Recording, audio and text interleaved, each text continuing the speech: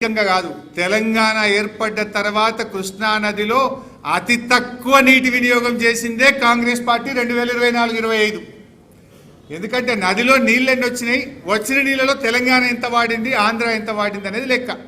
మీరు చూస్తే తెలంగాణ 2014 నుంచి చూస్తే 30%, 35, 45, 33, 29, 29, 30, 36.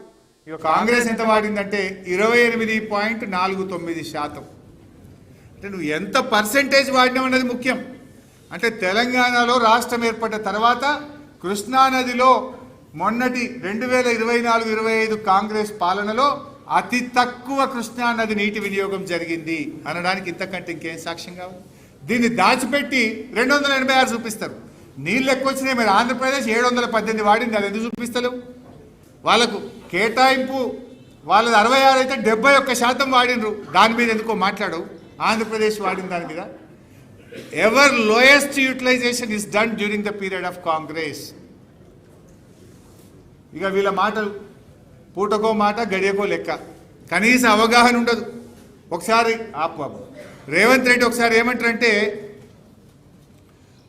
అసలు 500 చాలు మాకు కృష్ణల, 500 ఇచ్చి చంద్రబాబు నువ్వు ఎన్నెన్నో కట్టుకో అంటాడు.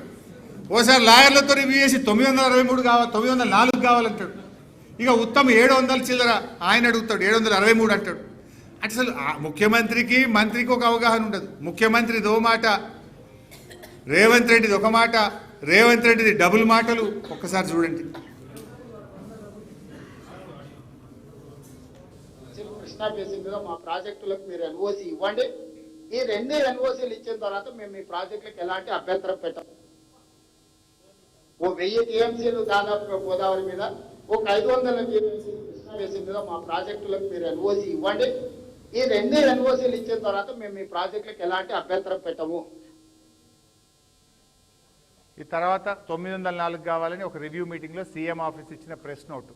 ఇక్కడ 500 చాలన్నాడు, అక్కడ 904. అంటే మొత్తం తెలంగాణకి 763 టీఎంసీలు కేటాయింపు చేయమని చెప్పి ఈ ట్రిబ్యునల్ ముందు మా వాదనలు వినిపిస్తున్నాము. అంటే ఇప్పుడు 500 చాలని అవగాహన లేని మాట అనుకోవాలనా, 904 అని అతి తెలివి అనుకోవాలనా, 763 అని చెప్పి ఉత్తమ మాట నమ్మాలనా? అసలు ఎంత స్పష్టత లేకుండా మాట్లాడే వీళ్ళకి అసలు తెలంగాణ హక్కులు కాపాడుతారని మనం నమ్మొచ్చా?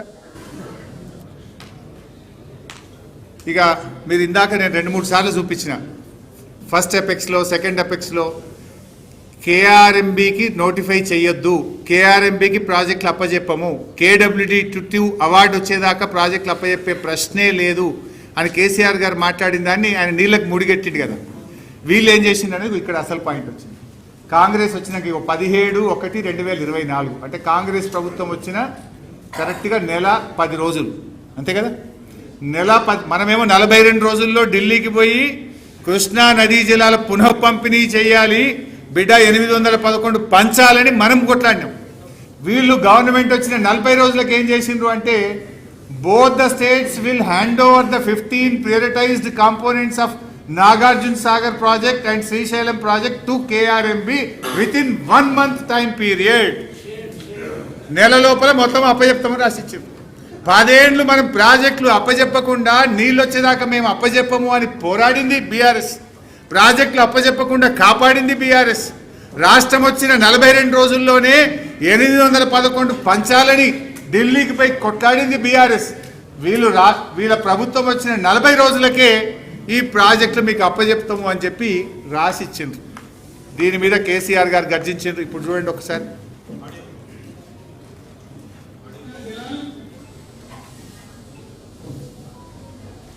ఏమయ్య బాబు, KRMB అంటే కృష్ణా రివర్ మేనేజ్మెంట్ బోర్డుకు భద్రపల్లి ఆగబోయి అప్పచెప్పినాడు ఈ గవర్నమెంట్. ఇదే జిల్లాలో ఉన్న మంత్రి ఉత్తమ్ కుమార్ రెడ్డి మనం మాట్లాడిన అసెంబ్లీలో మీరు కూడా విన్నారు. ఉమ్మడి రాష్ట్రమే నయముండినట్టు ఆయన కదా, ఉమ్మడి రాష్ట్రమే మంచిగా ఉండే ఇప్పుడు మంచిగా లేదట. మరి శ్రీకాంతాచారి ఎందుకు చచ్చిపోయింది? ఇదే జిల్లాలో ఉంటే బిడ్డ ఎందుకు చచ్చిపోయిన ఉద్యమకారులు? అంత పెద్ద ఉద్యమం ఎందుకు జరిగింది? లక్షల మంది, కోట్ల మంది ఎందుకు పాల్గొన్నారు? ఇంత సోయి తప్పి మాట్లాడతారు మంత్రులు. గవర్నమెంట్ వస్తే ఏం చేయాలా? పోయిన భద్రపల్లిగా సంతకం పెట్టారు, దాని మెమోరాండం దొరికింది.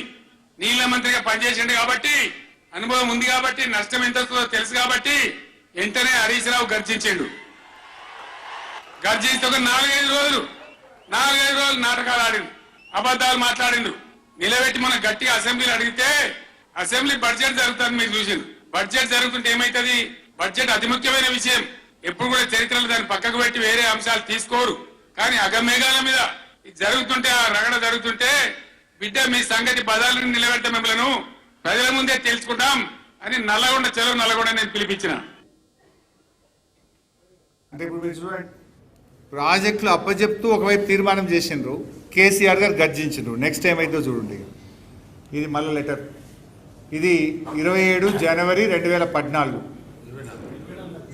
2020. ఇక్కడనేమో 17/1/2024. కరెక్ట్గా 7 రోజులకు బీఆర్ఎస్ పోరాడంగానే 10 రోజులకు